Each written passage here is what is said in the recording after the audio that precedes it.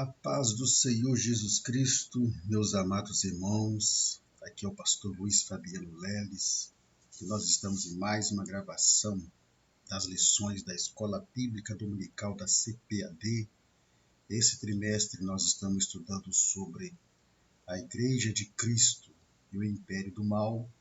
Nós estamos vendo aí em 13 lições como que a Igreja ela deve viver aqui neste mundo que está dominado aí pelo espírito da Babilônia, e que nós sabemos que isso não vai mudar. A tendência é esse domínio aumentar, e como a igreja está aqui na Terra, ela precisa saber como é que ela vai viver aqui na Terra até ser arrebatada, né? Convivendo aí com esse espírito da Babilônia que está dominando este mundo. A lição passada foi a lição número 9, nós vimos sobre a visão bíblica do corpo. E a lição deste domingo será a lição número 10, onde veremos sobre a renovação cotidiana do homem interior. Antes de começar, você que é novo por aqui, eu quero te avisar que a nossa gravação ela é 100% amadora, feita no ambiente residencial, então é bem provável que você possa ouvir alguns barulhos, né, sons externos, como carro passando ou vice-versa, mas nada que atrapalhe aí o entendimento da lição. A você que já nos acompanha, meu muito obrigado.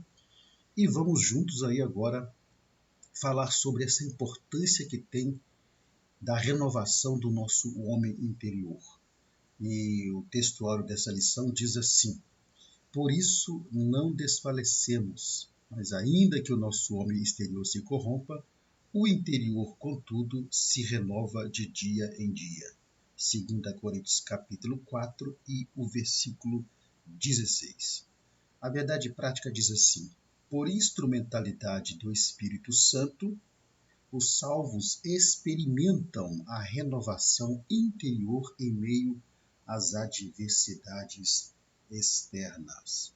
A nossa leitura bíblica em classe ela está em 2 Coríntios, no capítulo 4, versículo 11 ao 18. Nós não iremos ler para nós ganharmos tempo aí na gravação da aula. Mas você que é professor, a gente sempre recomenda que você leia tudo o capítulo 4 e não apenas aí os versículos correspondentes.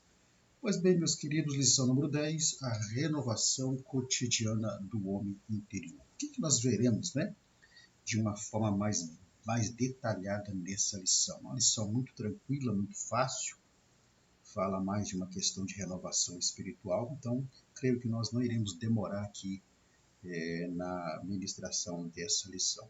Mas o que nós veremos assim de um modo bem detalhado? Primeiramente, vamos ver o que é o homem exterior e o que é o homem interior. Temos que entender, né? E a semana passada já tivemos um entendimento, um pré-entendimento que vem a ser o homem exterior e o homem interior. Então essa lição agora ela traz uma sequência buscando uma renovação para o homem exterior e o homem interior. Vamos entender esses dois conceitos. Veremos também quais são as adversidades, né? Desculpe, e os sofrimentos que atingem o homem exterior. O nosso homem exterior, ele vive de ataques, de sofrimentos, passa por adversidades. Então, depois que nós entendemos o que é o homem exterior e o homem interior, nós vamos ver então quais são os problemas, as atividades e os sofrimentos, né, que atingem o nosso homem exterior. Nós veremos também qual que é a necessidade da renovação e fortalecimento do homem interior. O entendimento do homem exterior e do homem interior vai nos ajudar a entendermos o quão necessário é e o quão importante é a renovação e o fortalecimento do nosso homem interior. Veremos também quais são os desafios para se alcançar a renovação do homem interior. Não é uma coisa, né? É uma batalha constante. E por falar em batalha, veremos então quais são os resultados da renovação do homem interior. Uma vez que nós alcançamos, né, a renovação, o fortalecimento do nosso homem interior, quais são os resultados que nós temos? E veremos na conclusão dessa lição qual deve ser a postura do cristão em relação aí a essa batalha espiritual cotidiana que existe entre o homem exterior e o homem interior, qual deve ser a nossa postura em relação a isso. E desde já devo adiantar que a nossa postura deve ser de buscar sempre a a renovação e o fortalecimento do nosso homem interior. Pois bem, vamos então... Desculpe aí, tá, gente? Vamos então ao nosso primeiro tópico. Bom, nesse primeiro tópico, conforme eu disse, nós vamos verificar primeiramente o que é o homem interior e o que é o homem exterior. Veremos também veremos o exemplo do apóstolo Paulo, né? Os sofrimentos que ele teve no seu homem exterior, e veremos também o exemplo de fidelidade e perseverança dele, e a esperança que ele tinha, que deve ser a nossa esperança também. Vamos então ao primeiro tópico, entender o que é o homem exterior. Bom, na nossa leitura em classe, 2 Coríntios capítulo 16, diz assim: por isso não desfalecemos, mas ainda que o nosso homem exterior se corrompa, o interior, quer dizer, o homem interior, contudo, se renova dia a dia. Então aqui Paulo apresenta dois aspectos do ser humano: o homem interior e o homem exterior. Mas o que vem a ser o homem exterior? Bom, a imagem sugestiva que nós colocamos já mostra para nós exatamente isso. O homem exterior, ele trata-se do nosso aspecto visual, nosso aspecto externo, né? O aspecto externo e visual do ser humano. Resumindo, é o nosso corpo. Então, o homem exterior se refere exatamente ao nosso corpo físico que foi contaminado pelo pecado. Então, impregnado nesse corpo físico está a nossa natureza pecaminosa. E nós vimos na aula passada que é através do corpo que a alma se expressa. É através do corpo que a alma se exterioriza. Então, que ela demonstra os seus sentimentos, os seus desejos, as suas emoções, as suas vontades. Então, quando Paulo está dizendo que ainda que o nosso homem exterior se corrompa, ele está falando exatamente do nosso corpo físico, né? Que é contaminado pelo pecado e tem a sua natureza pecaminosa. Esse é o nosso homem exterior. E esse homem exterior, que é o nosso corpo físico, ele um dia vai se deteriorar. Ele passa por um processo de envelhecimento, passa por um processo de degradação. Então, ainda que ele se corrompa, e se corromper não está apenas relacionado a uma corrupção física, mas a uma corrupção espiritual, Paulo vai dizer o seguinte, que o interior, contudo, se renova de dia a dia. Então, nós temos o homem exterior, que é o nosso corpo físico, pelo qual a alma se expressa e se exterioriza, vimos na lição passada, e temos o homem interior. Bom, enquanto o nosso homem exterior se refere ao nosso corpo, contaminado pelo pecado e com sua natureza pecaminosa, o homem interior, conforme a imagem sugere, já está mostrando para nós que essa é uma outra forma de descrever o aspecto espiritual do ser humano. Porque nós vimos na lição passada que nós temos o aspecto físico, que trata-se do corpo físico, do corpo humano. Esse é o homem exterior.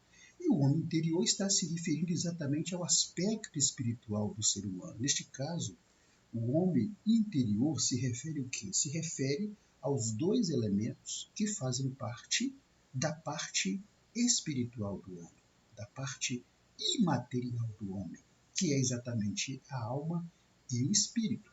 Então, quando Paulo fala de homem interior, ele está se referindo ao quê? Ele está se referindo à alma e ao espírito, né, que Deus soprou no homem lá quando o homem ele foi criado. Então aqui nós temos bem claro o que vem a ser o homem exterior e o que vem a ser o homem interior. Uma vez que nós entendemos o que é homem exterior e o que é homem interior, nós podemos ir para o exemplo do apóstolo Paulo. Porque o apóstolo Paulo está dizendo o seguinte, olha, ainda que o nosso homem exterior se corrompa, Paulo está falando que o nosso corpo ele está sujeito à corrupção. E aqui Paulo está falando não apenas da corrupção física, mas da corrupção espiritual. Paulo está dizendo aqui que o nosso corpo, que o nosso homem exterior, está sujeito a sofrimentos, está sujeito a está sujeito, né, a tribulações, está sujeito a perseguições. Então, nós vamos usar as experiências de Paulo como exemplo de sofrimentos do homem exterior dele. Por isso que Paulo escreve essa carta. Então, quando você vai analisar a vida de Paulo, você percebe que a vida de Paulo foi marcada por adversidades e ataques ao seu homem exterior. Aqui temos várias citações que mostram momentos de aflições, de perseguições, de provações, de sofrimentos que Paulo teve no seu homem exterior, né? No seu homem exterior. Mas vamos ler apenas 2 Coríntios, no capítulo 11, porque em 2 Coríntios 11, Paulo resume tudo aquilo que ele passou de ataque, de sofrimento, de aflição em seu homem exterior. Lá diz assim, em 2 Coríntios 11, lendo na Bíblia, versão Nova Viva, diz exatamente assim: eles se gabam de ser hebreus, não é? Ora, eu também sou. E eles dizem que são israelitas, o povo escolhido de Deus, eu também sou. E eles são descendentes de Abraão, pois eu também. Eles dizem que servem a Cristo, mas eu o tenho servido muito mais. Será que enlouqueci para me gabar desse jeito? Aí Paulo vai dizendo dos sofrimentos e ataques que ele sofreu no seu homem exterior. Tenho trabalhado mais arduamente. Tenho sido posto na prisão muito mais vezes, tá vendo? E chicoteado um número incontável de vezes. Tenho enfrentado a morte a cada instante. Em 5 ocasiões diferentes, os judeus aplicaram-me seu terrível castigo de 39 chibatadas. Olha só o que Paulo sofreu no seu homem exterior. Apanhei de vara 3 vezes. Fui apedrejado 1 vez. 3 vezes sofri naufrágio. Numa ocasião, fiquei em alto mar a noite inteira e durante todo o dia seguinte. Tenho viajado quilômetros e mais quilômetros e estado frequentemente em grandes perigos de transbordamento de rios, tá vendo? De salteadores, do meu próprio povo, os judeus, assim como nas mãos dos gentios. Enfrentei grandes perigos de multidões nas cidades, de morte nos desertos, de mares tempestuosos, de homens que afirmam ser irmãos em Cristo e não são os falsos irmãos que ele fala em uma outra tradução. Tenho suportado a canseira, a dor e noite sem dormir. Muitas vezes tenho sofrido fome, sede e ficado sem o que comer. Muitas vezes tenho tremido de frio, sem roupa suficiente para me agasalhar. E depois de tudo isso ainda, tenho uma constante preocupação com a marcha das igrejas. Ou seja, Paulo está relatando aqui um resumo, escrevendo para a igreja de Corinto, tudo aquilo que ele sofreu no seu homem exterior. Mas nenhum desses sofrimentos, nenhuma dessas perseguições tirou do coração de Paulo a preocupação que ele tinha com a obra de Deus. Então nós vemos aqui que todas essas experiências que Paulo viveu mostram o quê? Mostra que os crentes fiéis e obedientes a Deus também passam por adversidades. Então, Paulo já começa a mostrar para nós aqui, dentro das entrelinhas, que o fato de sermos fiéis, de sermos obedientes a Deus, não nos isenta das perseguições, não nos isenta das aflições, não nos isenta dos ataques ao nosso homem exterior, que nesse caso fala do nosso corpo físico, do nosso corpo físico. Então, você vai perceber que Paulo, ele sofreu tantas adversidades, tantos sofrimentos, tantos ataques ao seu homem exterior, que a perspectiva que Paulo tinha e o sofrimento dele é tão terrível que ele se viu oprimido acima das suas forças, ao ponto de ele desesperar até da própria vida. Olha só o que ele vai dizer lá em 2 Coríntios, no capítulo 1, no versículo 8, nós veremos aqui que é muito interessante.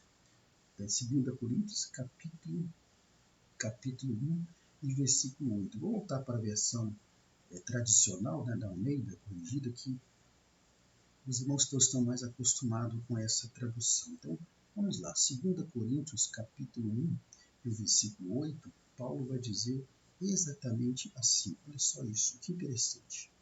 Tamanho eram as perseguições que Paulo sofria. Porque não queremos, irmãos, que ignoreis a tribulação que nos sobreveio na Ásia, pois que fomos sobremaneira agravados, quer dizer, perseguidos, mais do que podíamos suportar, de modo tal que até da vida desesperamos. Então, a perspectiva que Paulo tinha, devido às adversidades que ele passava, era que ele foi oprimido além de suas forças, ao ponto de desesperar até da própria vida. Então, Paulo ele mostra para nós aqui que o seu homem exterior, ele se sentia como um homem sentenciado à morte, o versículo 9. Mas já em nós mesmos tínhamos a sentença de morte, tá vendo? Para que não confiássemos em nós, mas em Deus, que ressuscitou dos mortos. Ou seja, toda a situação que ele vivia de perseguição, de sofrimento em seu homem exterior, era exatamente para que eles não pudessem confiar em si mesmos, mas que eles pudessem confiar em quem? Confiar em Deus. Veja só que coisa maravilhosa. Então nós temos aqui o exemplo das experiências de Paulo, dos ataques e sofrimentos que ele sofreu no seu homem exterior. Vemos aqui, né, os paradoxos dos sofrimentos de Paulo. Ele faz um paradoxo aqui de todo o seu sofrimento com a sua fidelidade a Deus. Mas Paulo, ele se manteve ali fiel. Então, da mesma forma que nós temos o exemplo de perseguições, de provações, de aflições, de sofrimentos que Paulo teve ao seu homem exterior, nós vamos ver um exemplo também de fidelidade e de perseverança desse mesmo Paulo. Então, mesmo diante ali de todo o sofrimento, mesmo diante de todas aquelas aflições, perseguições que ele sofria, Paulo ele não retrocedeu na sua fé. Em 2 Timóteo capítulo 4, versículo 7, vamos ler aqui, depois vamos repetir mais na frente, ele vai dizer exatamente isso. Combati o bom combate, acabei a carreira e fiz o quê? E guardei a fé. A fé foi preservada. Então temos um exemplo de um homem que sofreu todo tipo de ataque em seu homem exterior, mas que permaneceu fiel, que permaneceu, né, ali firme sem negar a sua fé. Então, todas as provações que Paulo passa, nós podemos dizer que, primeiro, as provações que Paulo sofreu em seu homem exterior, né, forjaram a confiança em Deus na sua vida e no seu ministério. Olha só, em 2 Coríntios, capítulo 1, no versículo 9, e já vimos o 9, agora no 10, diz assim, olha, ora, aquele que dá semente ao que semeia e pão para comer, também multiplicará a vossa sementeira e aumentará os vossos frutos. Eu acho que no versículo aqui, vamos ver 1 Coríntios, eu acho que a citação aqui está um pouco errada.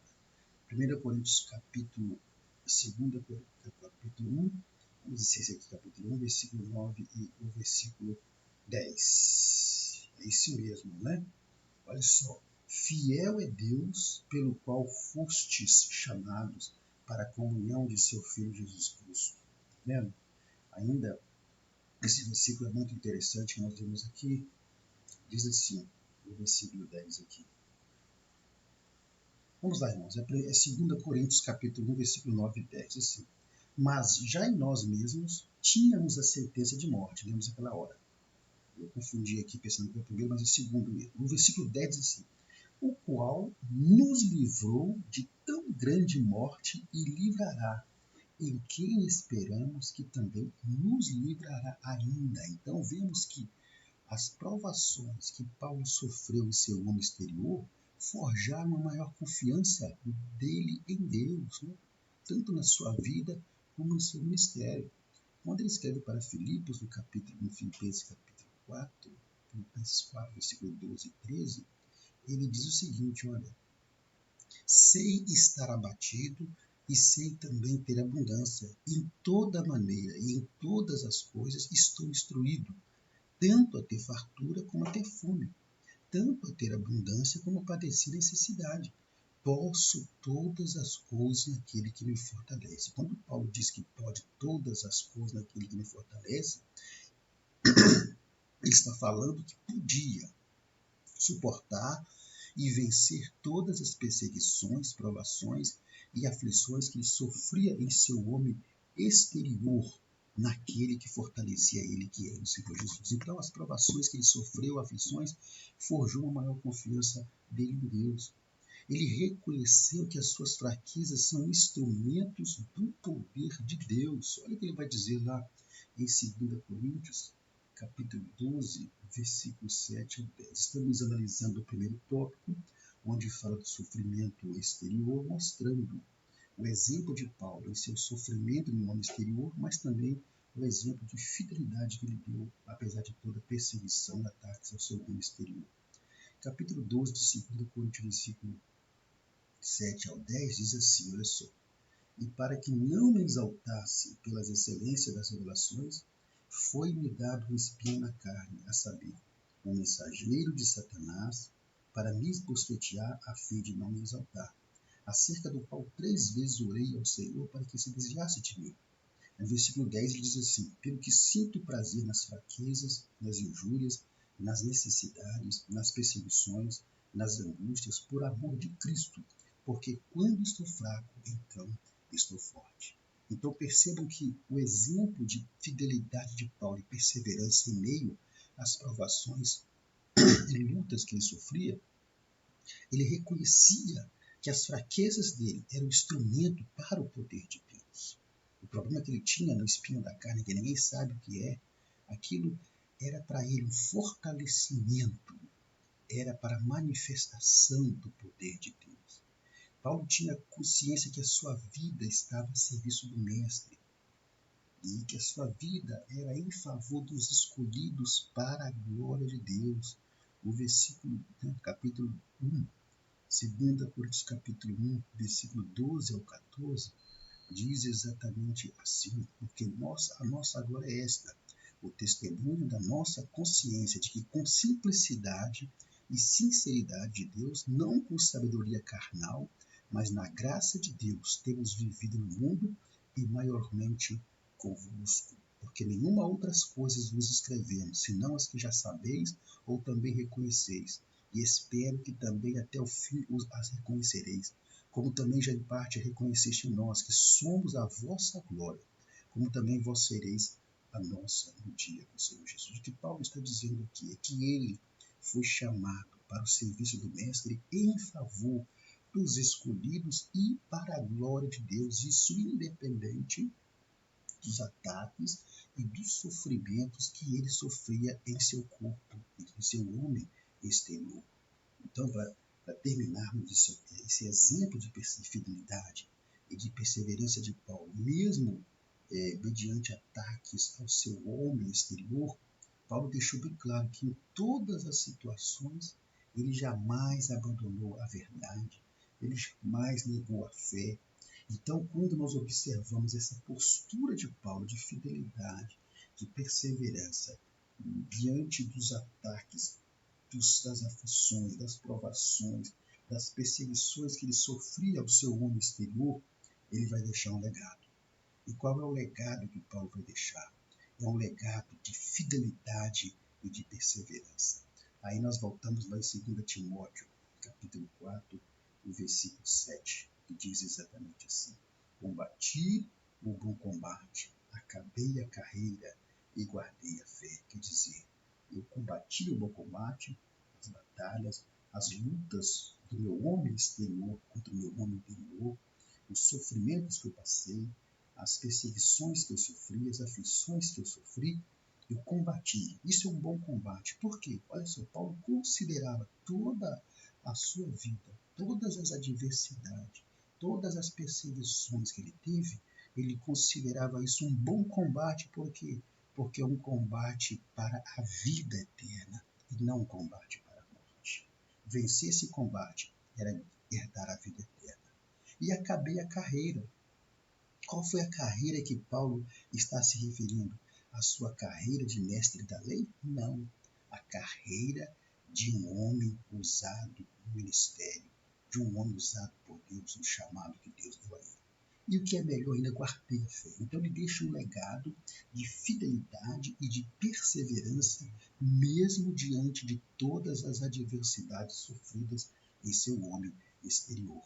E aí Paulo, então, ele vai falar sobre a esperança do crente. Então a experiência e o exemplo de Paulo, de fidelidade, de perseverança, mesmo em meio a todas as adversidades que ele sofreu em seu homem exterior, mostra para nós hoje, mostra para o crente hoje que, primeiro, a esperança do crente está diretamente vinculada a uma fé firme e uma fé sólida e uma confiança em Deus. O que diz lá em Hebreus 11, verso 1? Ora, a fé é o firme fundamento das coisas que se esperam e a prova das coisas que não se veem. Salmo 125, verso 1 diz o quê? Os que confiam no Senhor são como os montes de Sião que não se abalam, mas permanecem para sempre.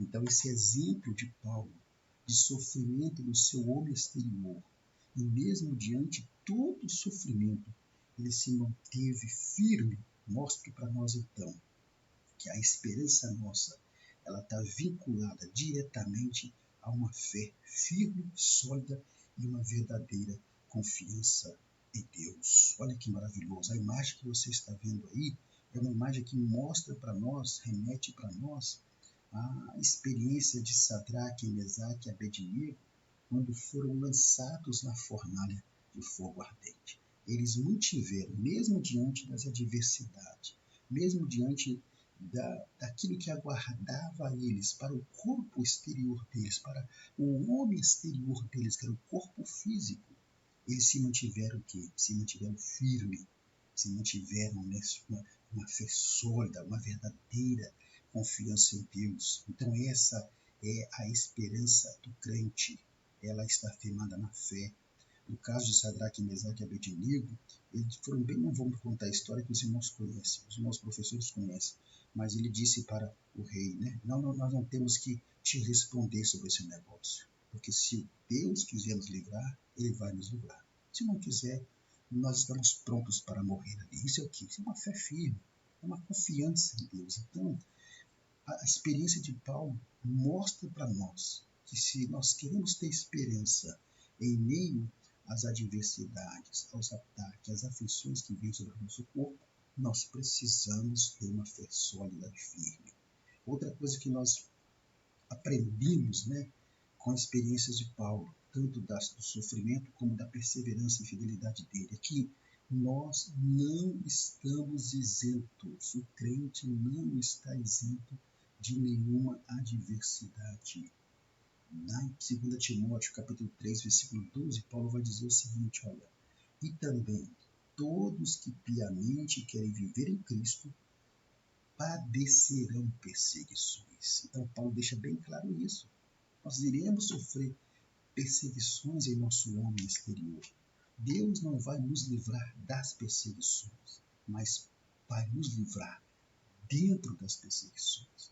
Então a imagem novamente que você está vendo que nos remete a Sadraque, Mesaque e Abednego, Deus não livrou Sadraque, Mesaque e Abednego de serem lançados dentro da fornalha, mas Deus os protegeu dentro da fornalha. A mesma coisa foi Daniel. Deus não livrou Daniel de ser lançado na cova dos leões, mas Deus o livrou e o protegeu dentro da cova dos leões. Então, nós aprendemos com a experiência de Paulo isso, que nós não estamos isentos de nenhuma adversidade. Então, embora o nosso corpo, o nosso homem exterior, que é o nosso corpo, ele esteja sujeito ao pecado e ao sofrimento, Deus sempre vai prover um meio de escape para nós. Então é essa fé firme e sólida que nós temos que ter. Lá em 2 Coríntios, capítulo 4, alguns versículos temos que ler.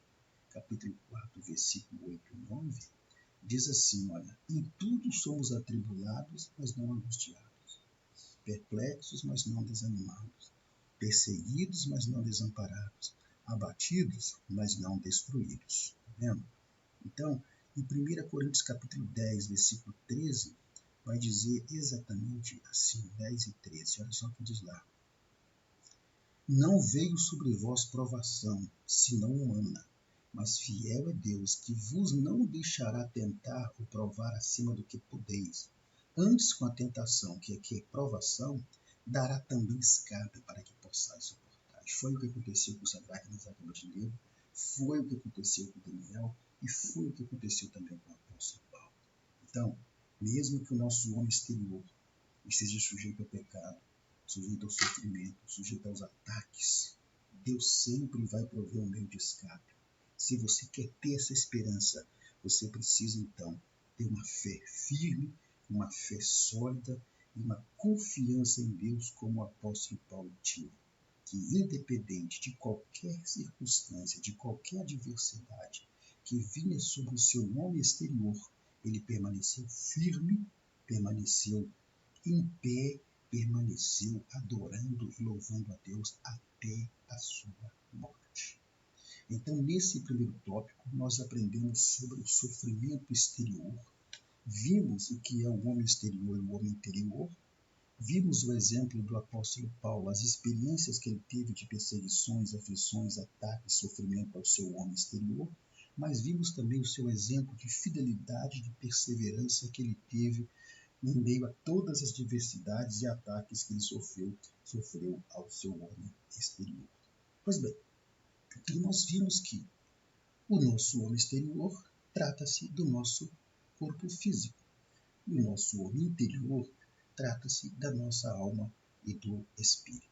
Então, para que nós tenhamos condições de vencer as adversidades e ataques, sofrimentos que vêm sobre o homem exterior, nós precisamos fortalecer o nosso homem interior, que é a nossa alma e o nosso espírito. Então, a nossa alma e o nosso espírito, que são o nosso homem interior, eles precisam de uma renovação cotidiana, isso que é, de uma renovação diária. Então vamos ver como é a dinâmica dessa renovação do homem interior. Ou seja, a dinâmica quer dizer como acontece essa renovação do homem interior. Primeiro, pelo fortalecimento diário. Então, a renovação do homem interior, você vê a imagem desse homem com os braços abertos ali, toda essa luz simbolizando o Espírito Santo sobre a vida dele. Então, como acontece essa renovação do homem interior? E essa renovação ela é necessária, ela é necessária para que você possa ter condições de vencer os ataques, aflições, sofrimentos e perseguições que vêm sobre o seu homem exterior. Então, primeira forma, o fortalecimento diário do homem interior. E como é que isso acontece? Então, esse fortalecimento, primeiro, ele é promovido pelo Espírito Santo. O Espírito Santo ele vai habilitar o crente a manter-se firme nas adversidades da vida. Quando você vai lá para Romanos capítulo 8, versículo 26, diz que o Espírito nos ajuda em nossas fraquezas. Vamos ler Romanos 8, no verso 26, diz assim: e da mesma maneira também o Espírito, você percebe que o Espírito nesse versículo está com letra maiúscula, porque trata-se do Espírito Santo, aqui fala do Espírito Santo, nos ajuda nas nossas fraquezas. Em João 14, versículo 16 e o versículo 17, quando Jesus falava sobre o Espírito Santo, ele está dizendo o seguinte, olha só, e eu rogarei ao Pai, e ele vos dará outro Consolador para que fique convosco para sempre. O Espírito da verdade, que o mundo não pode receber, porque não o vê, nem o conhece, mas vós o conheceis, porque habita em vós e estará em vós. Então, essa renovação do homem interior acontece primeiramente pelo fortalecimento cotidiano do homem interior, da nossa alma e do nosso espírito. E como é que isso acontece? Isso acontece pelo Espírito Santo, através da atuação do Espírito Santo na vida do crente. Porque é o Espírito Santo que vai nos manter firmes. É o Espírito Santo que nos capacita, né? É o Espírito Santo que nos reveste de poder. É o Espírito Santo que nos ajuda a se manter afastado do pecado. É o Espírito Santo que nos ajuda a não desanimar diante das tempestades da vida, das adversidades, das tribulações, das aflições, das provações, das perseguições e dos sofrimentos que sobrevêm sobre o nosso homem exterior. Então, para que o nosso homem exterior seja, digamos assim, capacitado para vencer toda essa adversidade que vem sobre ele, é preciso que o homem interior seja renovado. E essa renovação vem através do fortalecimento dele. E esse fortalecimento vem através da presença do Espírito Santo, da atuação do Espírito Santo em nossa vida. Por isso que Paulo vai dizer lá em Efésios que nós não podemos entristecer o Espírito Santo. Por quê? Porque é o Espírito Santo que vai nos dar a condição de fortalecer o nosso homem interior. Quando uma pessoa ela é entristecida pela outra, o que acontece? Qual é a atitude dessa pessoa que foi entristecida? É se afastar daquele que o entristeceu. Não querer mais conversa, não querer mais estar perto. Da mesma forma é o Espírito Santo. Quando nós entristecemos o Espírito Santo, qual que vai ser a atitude do Espírito Santo? É se afastar de nós. Então nós temos que tomar cuidado para que, através do nosso comportamento, das nossas atitudes, ações e palavras, nós não venhamos a entristecer o Espírito Santo. Por quê? Porque é Ele que vai proporcionar esse fortalecimento diário do nosso homem interior, que é o que faz parte desse processo de renovação do nosso homem interior. Depois, então nós temos que entender que o Espírito Santo é quem nos fortalece. Agora, temos que nos lembrar que neste processo de fortalecimento que eu estou dizendo aqui, de renovação do homem interior, nós temos que entender que o crente precisa fazer a parte dele. Então, do ponto de vista das disciplinas espirituais práticas, esse renovo, esse fortalecimento, do ponto de vista espiritual, ele vem com a ajuda do Espírito Santo. Mas aí tem a parte que o crente tem que fazer. Então, naquilo que o crente tem que fazer para poder buscar esse fortalecimento, essa renovação, isso vai acontecer por meio da santificação pessoal, né? A primeira imagem que você vê lá em cima, batalha se vence de joelhos. Essa é a parte que temos que fazer. Vem também da consagração, né? Da consagração. E a consagração fala de oração, fala de jejum. A santificação fala de você fugir do pecado, correr do pecado. A imagem que você vê lá de uma mão chamada pecado, e o crente correndo, é exatamente isso que o crente tem que fazer, se afastar do pecado. Quanto mais ele se afasta do pecado, mais ele se aproxima de Deus e está santificando a sua vida. Isso vai proporcionar, né, o renovo e o fortalecimento, né, do homem interior. Também vem através da fidelidade. Já vimos isso por quê? Porque a imagem de baixo, a fidelidade, ela alega o Espírito Santo, e pelo caminho da fidelidade são poucos que passam, conforme a imagem sugere. A infidelidade entristece o Espírito Santo, e o caminho da infidelidade costuma ser caminhado por muitos. Então, essa renovação, esse fortalecimento vem através da fidelidade, vem através de nós não entristecermos o Espírito Santo, conforme eu disse ali. Nós temos que nos encher do Espírito Santo. Então, essas são atitudes que compete a nós, como crente, fazermos para que nós possamos proporcionar da nossa parte, esse renovo e esse fortalecimento do nosso homem interior. Então nós temos, dentro desse processo da renovação do homem interior, nós temos a parte que compete ao Espírito Santo. Vimos lá, ele que nos capacita, ele nos ajuda em nossas fraquezas, ele nos fortalece, mas por outro lado temos a parte que nós temos que fazer, que é exatamente temos uma atitude de santificação, de consagração, de fidelidade e de não entristecermos o Espírito Santo. Então, essa é a primeira parte dessa dinâmica da renovação do homem interior. A outra dinâmica é exatamente o eterno peso de glória. Olha o que diz lá em 2 Coríntios capítulo 4, versículo 17, ele vai dizer assim: porque a nossa leve e momentânea tribulação produz para nós um peso eterno de glória não excelente. O que Paulo está dizendo aqui? Então, nesse versículo aqui, Paulo está fazendo um contraste entre o sofrimento presente, né? Esse sofrimento ele se exterioriza pelo homem exterior, entre o sofrimento presente e o futuro glorioso que aguarda a igreja. Então, quando Paulo diz isso, olha só, porque a nossa leve e momentânea tribulação produz para nós um peso, né, eterno de glória e excelente, ele está dizendo que, primeiro, ele está dizendo aqui nesse versículo, primeiro, que as aflições são pesadas, que as aflições que o nosso homem exterior, né, passa por elas são pesadas, são contínuas, é verdade? Mas que quando você olha essas aflições sob uma perspectiva da eternidade, elas se tornam leves e momentâneas.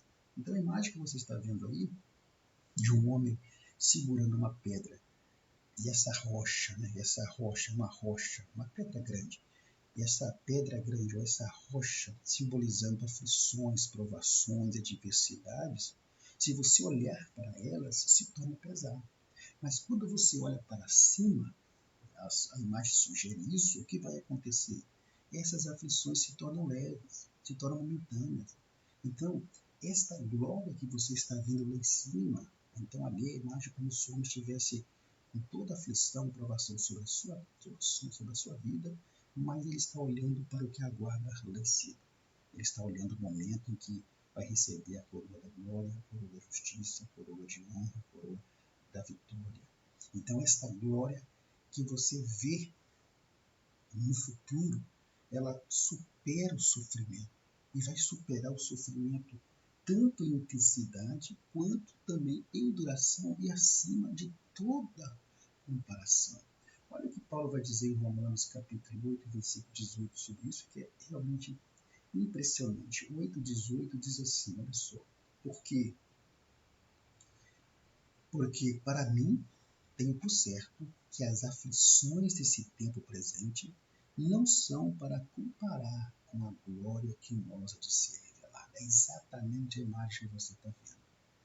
Você carrega sobre o seu homem exterior um ataque de aflições, situação de provações, de adversidade, de sofrimento e de problemas. E quando você olha para tudo isso com um olhar humano, isso pesa sobre a sua vida, isso é um peso. Mas quando você, mesmo com tudo isso, você olha para cima com a perspectiva da eternidade, essas aflições, essas provações, essas adversidades se tornam leves. Se tornam leves por quê? Porque nada vai se comparar com a glória que está te aguardando lá em cima. Nenhuma luta, nenhuma aflição se compara com aquilo que te aguarda lá em cima. Então, nesse sentido aí, nós podemos entender que as adversidades que nós passamos em nosso homem exterior, elas servem como um instrumento, né, que encoraja o homem interior, que impulsiona o homem interior a prosseguir. Lá em Filipenses capítulo 3, versículo 13 ao 14, diz exatamente assim, olha só que interessante. Irmãos, quanto a mim, não julgo que eu haja alcançado, mas uma coisa faço, é que, esquecendo-se das coisas que para trás ficam e avançando para as que estão diante de mim, prossigo para o alvo, pelo prêmio da soberana vocação de Deus em Cristo Jesus. Então, quando você olha para as tribulações, para as aflições, para as adversidades sofridas em seu corpo, em seu homem exterior, quando você olha com a perspectiva da eternidade, nada vai se comparar com o que está te aguardando ali. E isso, todas essas adversidades, ao invés de te fazer parar, vão te fazer prosseguir. Por quê? Porque você tem um alvo. O seu alvo é quem? O seu alvo é a eternidade com Cristo. Então, nesse aspecto aí, a fé, ela vai se renovando, né? À medida que o crente é capaz de suportar as tribulações. Você só consegue suportar as tribulações.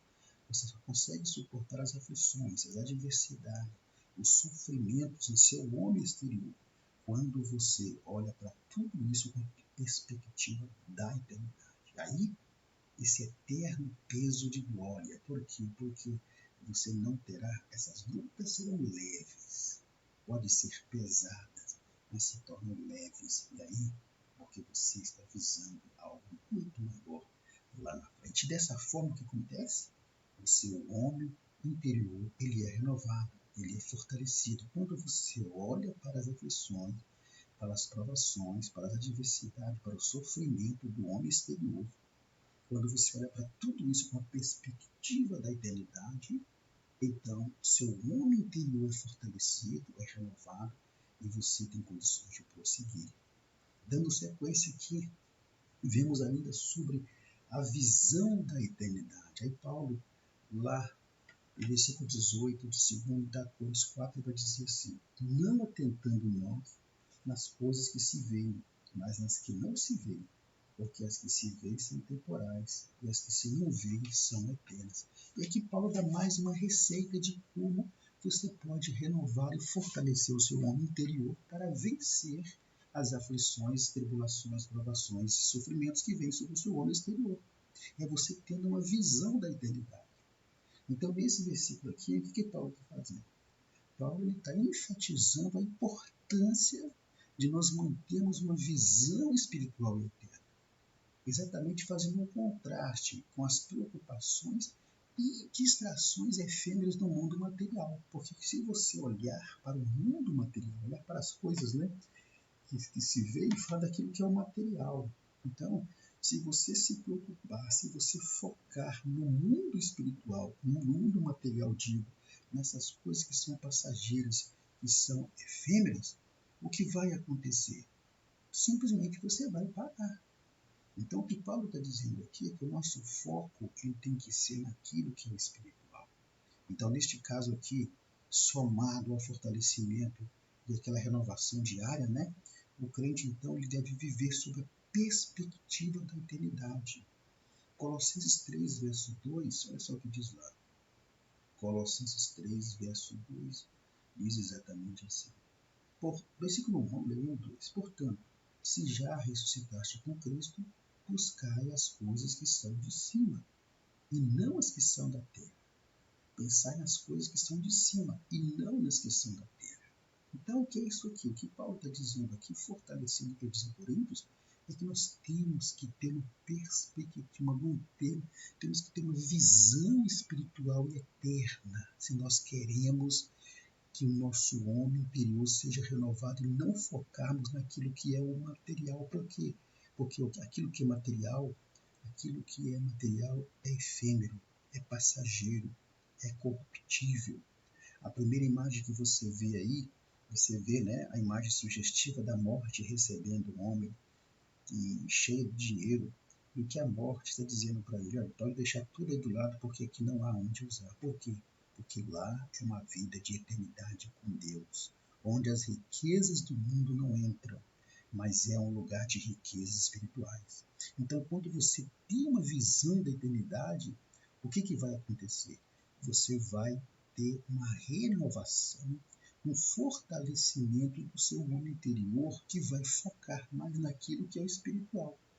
Então, quando você fortalece a sua fé em Deus, né? Quando você tem essa convicção de uma vida vindoura, uma vida eterna, o que acontece? Você é encorajado. E você é encorajado para direcionar a sua atenção para aquilo que é invisível aos olhos físicos. Conforme Paulo está dizendo aqui, mas que tem uma dimensão eterna. Que tem uma dimensão eterna. A imagem que você está vendo ali é de João, né? De João, João evangelista, quando ele teve as visões do Apocalipse, né? E ele focando, olhando para ter uma visão da eternidade. O que João estava tendo ali é uma visão da eternidade. Então, você precisa fortalecer a sua fé em Deus tendo uma visão da eternidade, tendo uma visão daquilo que é invisível, daquilo que não se corrompe, mas daquilo que é permanente, que é eterno, que tem uma dimensão eterna. Só que temos que entender uma coisa: essa visão da eternidade, focando naquilo que é espiritual, entendendo que no espiritual não cabe o material e que na eternidade nada do que você conquistou aqui você levará, nada que você conquistou daquilo que é visível aqui você levará. Você tem que entender que isso não significa que você vai negar a realidade do mundo físico, que você tem que negar a realidade do mundo visível que nós estamos aqui. o que você tem que evitar algumas responsabilidades terrenas, o que você não pode conquistar nada nessa vida, o que você não pode ser rico, você não pode conquistar aquilo que é material. Não, não é isso. É você entender que tudo isso é temporário, que tudo isso é passageiro e que tudo aquilo que é temporário e que é passageiro não deve ser a sua fonte principal de preocupação e foco. É isso que Paulo está dizendo aqui. Então, ele está falando de foco e não de negar uma realidade que nós estamos aqui na Terra, e aqui na Terra nós precisamos de tudo isso. Mas é você entender que você não pode depositar a sua confiança, a sua fé e o seu foco nisso em detrimento daquilo que é espiritual. Jesus, falando sobre a provisão, ele disse que buscai primeiro o reino de Deus e todas estas coisas, daquilo que ele estava falando no texto, vos serão acrescentadas. Então, resumo desse tópico: como é que o crente consegue renovar o seu homem interior? Primeiro, repetindo, buscando um fortalecimento diário do homem interior. E esse fortalecimento ele é promovido pelo Espírito Santo. Esse fortalecimento ele é alcançado por aquilo que nós temos que fazer de santificação, de consagração, de busca, de adoração e de uma vida, de obediência e fidelidade.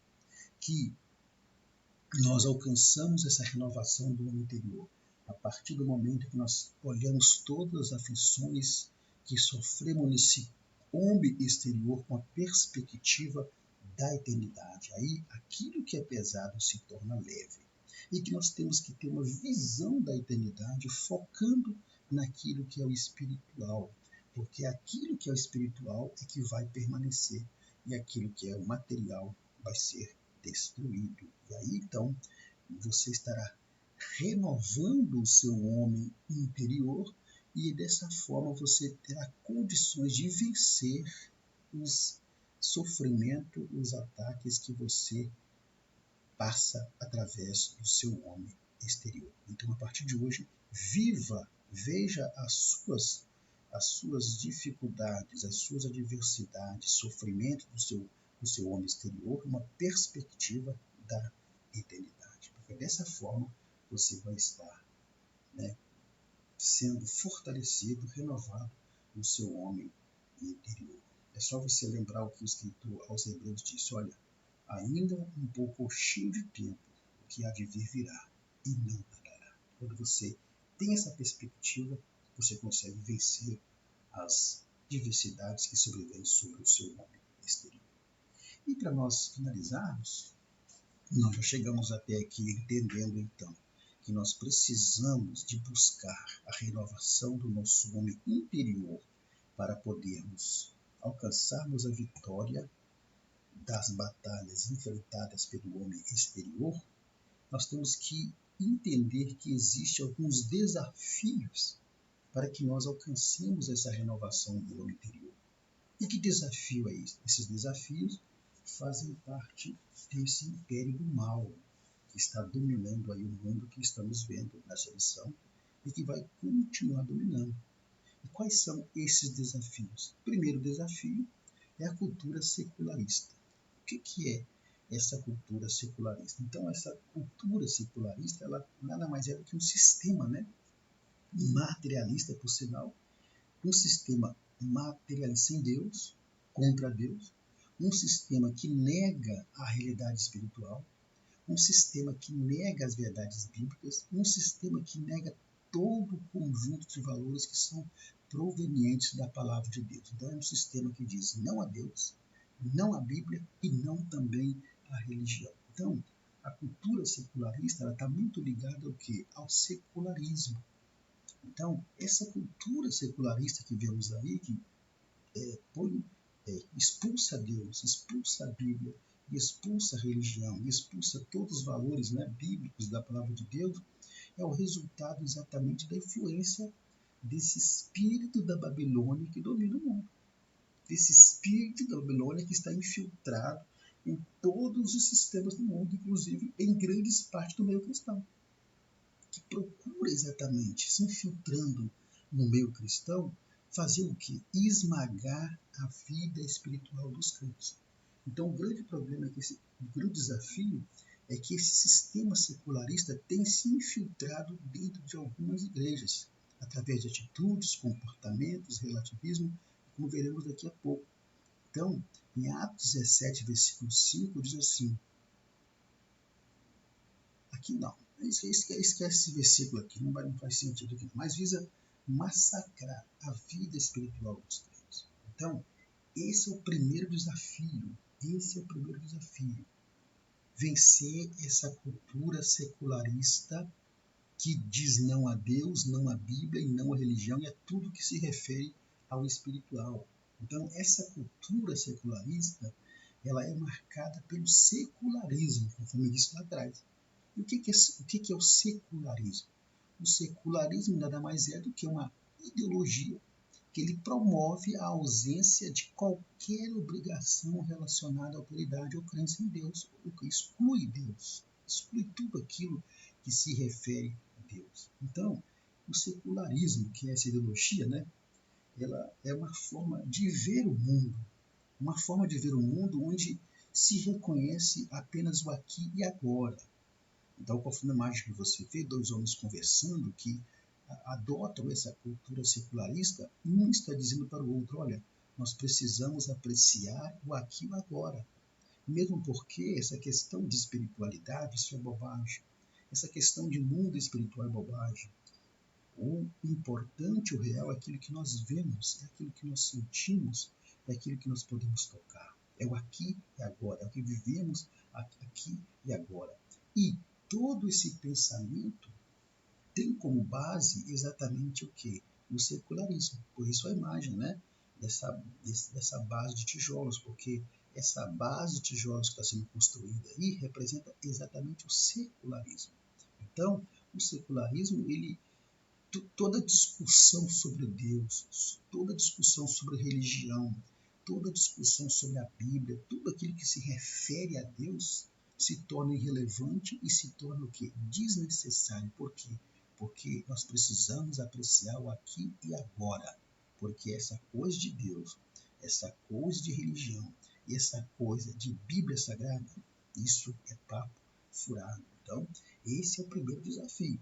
É o crente vencer essa cultura secularista que vai entrando dentro das igrejas através de comportamentos, através de atitude, através de sincretismo, através de muitos outros ismos que vão entrando dentro da igreja, trazendo essa cultura secularista onde se exclui uma transformação de vida, onde se exclui a necessidade de se mudar de comportamento. Você pode servir a Deus mesmo sem mudar o seu comportamento, porque Deus quer apenas o seu coração. Esse é o primeiro desafio, porque se o homem interior não estiver renovado, ele não consegue vencer isso. E o homem exterior, que é o nosso corpo, acaba abraçando essa cultura secularista.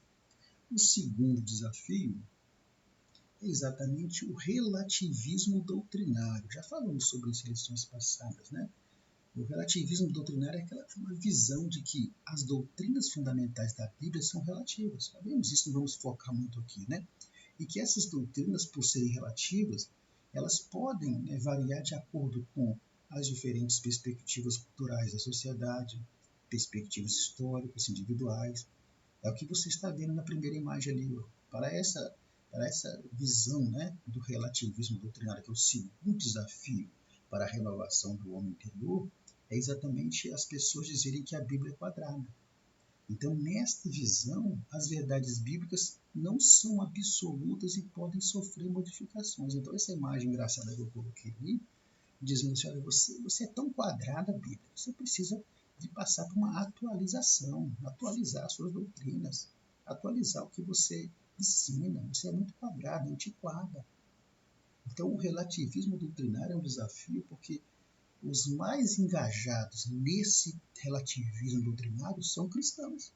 São aqueles chamados adeptos do liberalismo teológico. Já passamos por essa lição também mais atrás e falamos sobre isso. Vamos entrar em detalhes aqui. O que é o liberalismo teológico?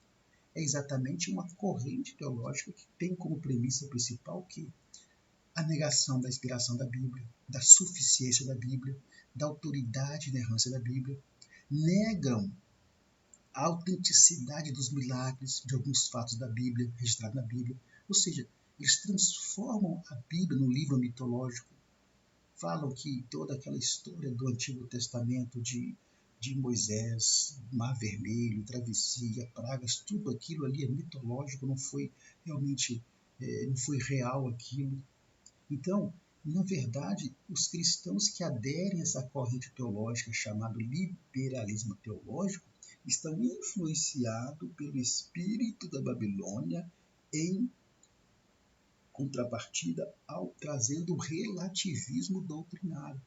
Então nós temos a imagem, a segunda imagem ali, é o declínio dos liberais. Eles saem do cristianismo, ser cristão é ser parecido com Cristo, e começam então a dizer que a Bíblia não é infalível, que o homem não foi criado à imagem de Deus, que os milagres da Bíblia são mitológicos, que o nascimento virginal de Jesus é negado, a divindade de Jesus negada, ele veio como homem apenas, a ressurreição é negada, e aí entra o pilagnoticismo até chegar no ateísmo, e dessa forma vão declinando espiritualmente. Então esse é um outro desafio para a renovação do homem interior. Por quê? Porque se a pessoa ela for contaminada pelo relativismo doutrinário, ela não vai conseguir renovar o seu homem interior. E não renovando e fortalecendo o seu homem interior, o que acontece? Ele é dominado pelo homem exterior. Olha só que interessante. A terceira e último desafio é exatamente a batalha espiritual que o crente vive. Desde quando a igreja nasceu, nós sabemos que a igreja trava uma batalha neste mundo. Uma batalha que Paulo deixa bem claro lá em Efésios capítulo 6, versículo 10 em diante, vamos ver, que fala sobre a armadura de Deus, que Paulo deixa bem claro que essa batalha não é contra as pessoas. Então, a nossa batalha não é contra, movimentos, a nossa batalha, a batalha da igreja, do crente, não é contra pessoas, não. A batalha é contra esse espírito da Babilônia que está influenciando este mundo. Então, a batalha espiritual, ela faz parte da vida cristã. Então, todo crente, ele vive uma batalha espiritual constante, uma batalha contra o pecado, uma batalha contra a sua natureza pecaminosa, sua natureza carnal, uma batalha contra o seu eu, uma batalha contra os pecados que são cometidos através do homem exterior. Agora, é uma batalha que ela não pode ser travada com armas carnais. Lá em 2 Coríntios capítulo 10, versículo 4, diz o seguinte, olha, porque as armas da nossa milícia não são carnais, mas poderosas em Deus. Para quê? Para a destruição de fortalezas. Então, esse é um outro desafio. É a batalha espiritual que o crente vive constantemente, diariamente, da carne contra o espírito, da natureza carnal contra a natureza espiritual. É uma batalha que não para. Por isso que a renovação do homem interior, ela tem que ser também o quê? Diária, cotidiana. Esses são os desafios, mas Deus tem disponibilizado armas e recursos para que o crente possa, nessa batalha, ser vencedor e, dessa forma, conseguir renovar e fortalecer o seu homem interior. Pois bem, meus irmãos, assim chegamos à conclusão da nossa lição. E qual que deve ser, então, a postura do cristão diante dessa necessidade da renovação cotidiana do homem interior? Primeiro, olha só, entender que a renovação interior é uma parte fundamental da vida cristã. Se você quer vencer, você precisa entrar no processo de renovação do homem interior, porque isso é fundamental para você se manter vivo espiritualmente. Segundo, a renovação do homem interior é um processo contínuo que envolve cultivo da fé e o aprofundamento do seu relacionamento com Deus. Aí entra aquela parte que nós temos que fazer, que eu disse lá atrás. É nós buscarmos cada vez mais a Deus, é cultivarmos a nossa fé, aprofundar o nosso relacionamento com Deus. Terceiro, nesse tempo de ataques e de desconstrução da fé cristã, porque esse é o desafio, renovação do homem interior, é a desconstrução da fé cristã que está acontecendo aí através de tantas ideologias. Mais do que nunca, nós precisamos da renovação do homem interior, porque é o homem interior que nos mantém vivos na presença de Deus espiritualmente. E por último, entender que durante a existência do corpo mortal, o nosso homem exterior estará sujeito à adversidade dessa vida. E Paulo fala isso no capítulo 11, no capítulo 4, versículo 11 da segunda carta aos Coríntios. E assim nós, que vivemos, estamos sempre entregues à morte por amor de Jesus, para que a vida de Jesus se manifeste também em nossa carne. Nós estamos sempre entregues à morte por amor de Jesus. Então, entenda isso. Enquanto nós estivermos nesse corpo mortal, o nosso homem exterior, que é exatamente o nosso corpo mortal, estará sujeito às adversidades da vida. Então, para que nós possamos nos manter de pé, nós precisamos de uma renovação cotidiana do nosso homem interior. Pois bem, irmãos, assim chegamos ao final de mais uma lição. A próxima imagem que você está vendo aí é do nosso contato. Se você deseja receber gratuitamente aí o material que eu uso aqui na ministração em PDF e slides, basta você entrar em contato comigo que eu enviarei para você com o maior prazer. Na descrição desse vídeo eu vou deixar o link convite para grupo de WhatsApp que eu criei a nível nacional, e nesse grupo de WhatsApp eu disponibilizo semanalmente gratuitamente esse material. Você poderá entrar nesse grupo e ao entrar eu lhe peço que você entre em contato no privado comigo, me dizendo seu nome, de onde você é, para que eu possa registrar no grupo. Para você que nos acompanha ou para você que está conhecendo o nosso trabalho agora, se este projeto é importante para você, está sendo útil para você, ajude a manter esse projeto, faça aí a sua contribuição voluntária, segundo o que Deus propõe no seu coração, se você achar que o nosso trabalho merece essa contribuição. E avisar os irmãos que já nos conhecem e a você que está nos conhecendo que nós não ministramos apenas lições da EBD, mas nós atuamos em todas essas áreas que você está vendo aí nessa última imagem. Que Deus abençoe a sua vida, convido a você, principalmente você, irmão, que está fazendo parte do nosso canal, que você curta, que você compartilhe, que você faça o seu comentário, porque quando você faz isso, o logaritmo do YouTube entende que o conteúdo é importante, ele manda esse conteúdo para mais pessoas. E o nosso objetivo é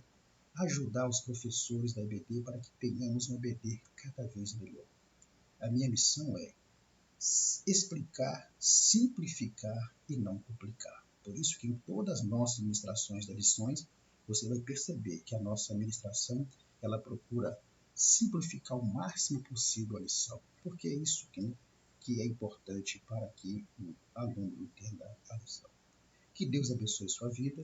Qualquer dúvida, eu estou disponível no privado e que Deus possa nos dar uma excelente EBD neste domingo de manhã. E lembre-se de uma coisa que eu sempre falo: se o seu chamado é ensinar, então que haja dedicação ao ensino. Faça os comentários aí, e assim nós estaremos juntos, cada vez mais, realizando a obra de Deus. Fique com Deus e até a próxima edição, se o Senhor assim permitir.